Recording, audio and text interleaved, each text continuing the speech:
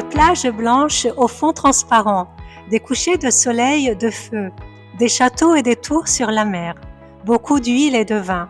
Après le succès de l'année dernière, l'Union des municipalités, Union 3, retourne à Paris. Un parfum intense de pain fraîchement cuit nous guide vers Arnesano.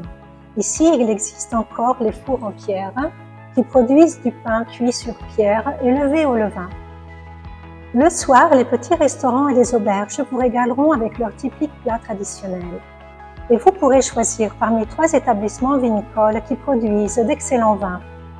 Dans le centre historique, l'église mère se distingue par ses autels baroques et elle abrite la statue du crucifix, à laquelle une grande fête est dédiée le premier dimanche de juillet, en mémoire d'un miracle survenu en 1848.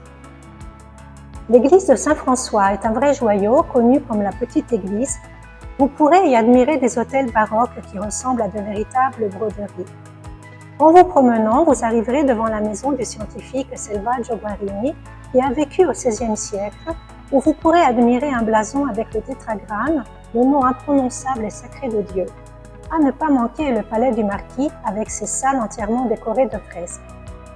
Arnesano abrite également un intéressant site archéologique dans le quartier de Riesci, où a été trouvé le petit idole préhistorique au visage de hibou, daté de 2400 avant Jésus-Christ, et dont la municipalité conserve une copie. Toute l'année, il est possible d'assister aux concerts organisés par l'association Sistema Musica Arnesano, fondée par la grande pianiste Beatrice Rana et par sa sœur Ludovica. La douce campagne entoure le centre habité, considéré comme un grand jardin à l'air sain, une caractéristique dont dérive précisément le nom de la ville, Arnesano. Pourquoi venir à Carmiano? Ecco, Carmiano è una cittadina di circa 12.000 abitanti. Carmiano vous séduira par l'art du goût grâce aux entreprises enogastronomiques. Du pain au levain est réalisé avec tous les types de farines aux produits de boulangerie, conçus pour tous les goûts, et même avec des farines spéciales. De l'huile d'olive extra vierge au vin et aux eaux de vie. Les pâtisseries s'inspirent du meilleur art de la confiserie, transformant le typique pasticciotto et réalisant de véritables chefs-d'œuvre de chocolat. Dans le centre historique, arrêtez-vous sur la Piazza del Tempo, dominée par le petit théâtre municipal, dédié à la culture et aux événements. Non loin de là, vous pourrez admirer l'église de l'Immaculée, dont l'hôtel baroque a été réalisé par le même auteur de l'église de Santa Croce a Lecce, Giuseppe Zimbolo. Le 8 décembre de chaque année, tous les citoyens donnent vie à une grande et sincère célébration en l'honneur de la Vierge Immaculée. D'immenses étendues vertes entourent la ville. Dans la campagne, il est possible de rencontrer les constructions rurales typiques du Salento, les masserie. La masserie à Lipampulli est restée intacte. Vous pourrez y admirer les fortifications et la grande cour. Enfin, l'église de campagne de la Madone de Magliano mérite un arrêt où, selon la légende, au XVIIIe siècle, un jeune berger a trouvé une image de la Vierge. Et l'église de la Madone du Turriso, où chaque année les habitants de Carmiano passent habituellement le lundi de Pâques, donnant également vie à la traditionnelle Cuccagna. Carmiano vous attend pour ne plus vous lâcher. Dans le hameau de Magliano, qui fait partie du territoire de Carmiano, nous avons aussi un moulin à huile semi-hypogée, c'est-à-dire creusé en partie dans la roche, qui a été réalisé entre la fin des années 1800 et le début des années 1900. Nous avons le projet de le restructurer pour le rendre visitable aux touristes. Le nom de Carmiano dérive du latin carmineo, c'est-à-dire rouge. En effet, le territoire de Carmiano est composé d'une terre très rouge, presque de la couleur du feu. Nous nous attendons donc tous avec beaucoup d'impression à notre ville de Carmiano. Y a-t-il à visiter à Copertino? E avere l'opportunità di partecipare a questa a Parigi è sicuramente un momento importantissimo per il nostro paese, per Copertino. La ville de Copertino a 25 000 habitants. Elle est très importante pour son centre historique qui est de grande dimension et très intéressant parce qu'il maintient son ancienne structure. Le centre historique est caractérisé par la présence de palais nobles, en particulier le Palazzo Briganti qui abrite donc le siège de la municipalité. Mais nous pouvons aussi voir des églises du baroque mineur, en particulier l'église des Clarisses qui est liée au couvent des Clarisses. Copertino vous enchantera. Son fleuron est le château angevin géré par la surintendance. Sur son portail, il y a déjà sa carte de visite. Non seulement le blason noble, mais aussi des armes et des armures, pour démontrer la puissance militaire et pour décourager les éventuels ennemis. L'ensemble du château est entouré de douves profondes et ses tours sont en forme d'éperons pour mieux résister aux attaques d'armes à feu. Traverser ces grandes salles d'armes, c'est écouter l'énergie de la pierre et ressentir le frisson de revenir sur les mêmes pas, autrefois parcourus par les chevaliers et les porteurs d'armes, occupés par les plans de défense et d'attaque. La noble chapelle Saint-Marc est magnifique. Elle est entièrement décorée de fresques exécutées par le peintre Gianserio Strafella, avec les tombes des nobles soutenues par des cariatides en forme de sphinx et de lion. Chaque année, le 3, le 4 et le 5 août, du château de Copertino sort le défilé historique avec des personnages historiques illustres de la ville de Copertino en souvenir du miracle de la neige. Mais Copertino est célèbre dans le monde entier car c'est le lieu de naissance de Saint Joseph, le saint des vols, protecteur des étudiants et de l'aviation. Son corps repose à Osimo, mais son cœur bat à Copertino. Il est conservé dans la petite église qui se trouve en face de la maison où il est né, une écurie. Tout parle de lui, l'église des Clarisses, au cœur du centre historique où le saint a pris son premier vol, s'extasiant pour l'amour de la Madone. Et puis encore, le célèbre sanctuaire de la Grottella, annexé au couvent, où Saint Joseph a conduit une vie monastique. Même le château est lié à lui, son père en était le gardien. Copertino excelle dans la production d'huile d'olive extra vierge, de bon pain et de légumes. Un parfum de raisin fraîchement pressé et de mou imprègne toute la ville en septembre, lorsque Saint Joseph est célébré le 16 et le 17. Et que les raisins récoltés de Primitivo et de Lugramaro sont apportés aux établissements vinicoles qui les transforment en grands vins appréciés dans le monde entier. Leverano c'è tanto da vedere perché Leverano si trova in una situazione strategica geografica molto importante, perché siamo a ridosso dal mare a pochi chilometri da Porto Cesareo. Ensuite, je vous parle de Leverano. C'est une ville très proche, à quelques kilomètres de la localité balnéaire de Porto Cesareo, donc qui offre des plages blanches et de sable très fin.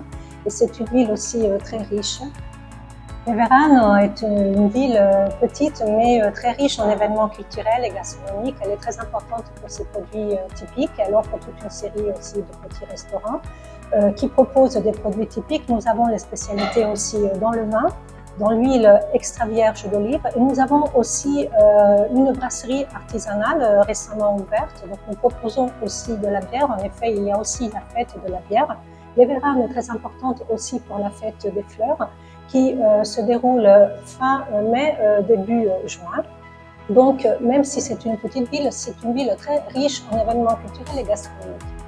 Leverano peut être visitée aussi pendant l'hiver. Elle offre donc des monuments importants comme son église mère et aussi la tour de Frédéric II, de l'empereur Frédéric II. Donc, nous vous attendons pendant toute l'année à Leverano. Maintenant, nous arrivons a l'Aquila. Que pouvons-nous visiter a l'Aquila? Beh, a l'Aquila si spazia dal menhir di epoca romana sino ai frantoi ipogei. Le territoire de l'Aquila est important pour ses monuments préhistoriques comme les menhirs, mais aussi pour ses moulins à huile hypogées. Nous vous signalons aussi le couvent des franciscains, l'église dédiée à Saint-Nicolas, l'église dédiée à les Capucinelles, c'est-à-dire à la Madone de Loreto, et l'église aussi dédiée à Saint-Guy, qui est le saint patron de la ville de l'Aquila. La place de l'Aquila est un vrai bijou. Elle est caractérisée par son palais noble, son palais ducal. Mais nous avons créé aussi un événement au mois de décembre qui s'appelle Aux portes de la ville, parce que la ville de l'Aquila est située à simplement 5 km par rapport à la ville de Lecce. Donc nous avons aussi l'idée de la proposer plusieurs fois pendant l'année. Nous proposons aussi une série d'événements, en particulier la fête dédiée au saint patron de la ville, Saint-Guy, qui est proposée 3 fois par année. Nous avons aussi un important carnaval et nous organisons aussi un défilé historique dans le centre de la ville. Donc ce sont des événements qui peuvent être proposés à tous les visiteurs, en particulier aux touristes qui auront envie de visiter notre ville. Nous avons donc non seulement de l'art, de la culture, de l'histoire, mais aussi beaucoup de gastronomie. Nous proposons de la pâtisserie, des boucheries, du fromage.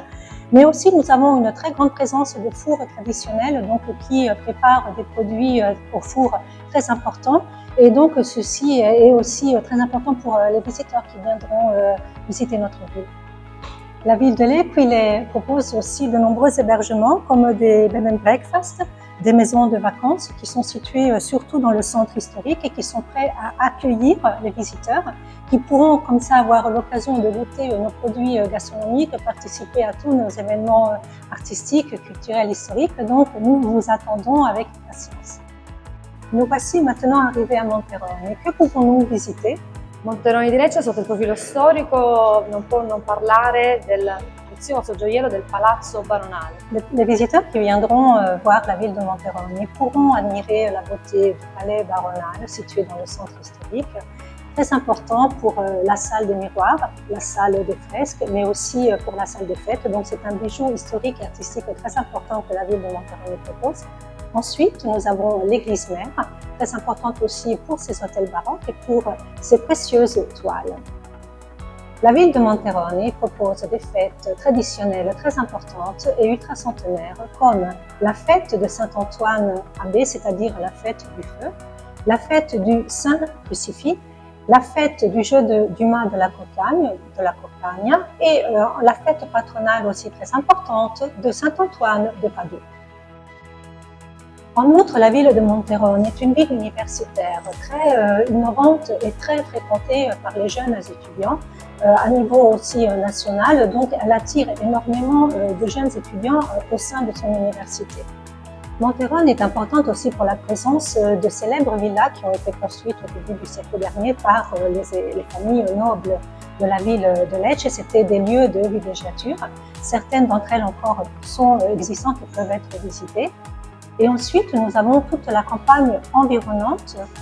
Monterone propose des produits typiques très importants comme le vin, l'huile extra vierge d'olive, les mélagrammes aussi qui sont proposés et nous avons aussi l'artisanat du papier mâché.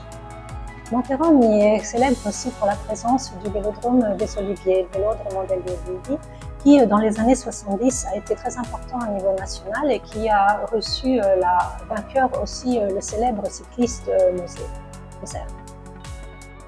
Donc tout le monde pour visiter soit le centre historique, soit les localités marines. C'est une ville qui peut être appréciée soit l'été que l'hiver. Donc nous vous attendons. Qu'il y a-t-il à visiter a Porto Cesario e pourquoi y venir? Porto Cesario è un paese bellissimo, diciamo che il mare è la cosa più importante che abbiamo. Le village de Porto Cesario est très célèbre et très recherché par les touristes pour sa plage de sable blanc, très fin, et aussi pour son eau cristalline, pour sa mer à l'eau cristalline. Le sable de Porto Cesario en particulier a la caractéristique d'être un sable continental, c'est-à-dire un sable qui provient du désert du Sahara. Donc Porto Cesario est la seule localité à avoir cette particularité très importante. Le village de Porto Cesario est caractérisé aussi par une série d'îles, en particulier l'île appelée l'île des Lapins, l'Isola del Coniglio.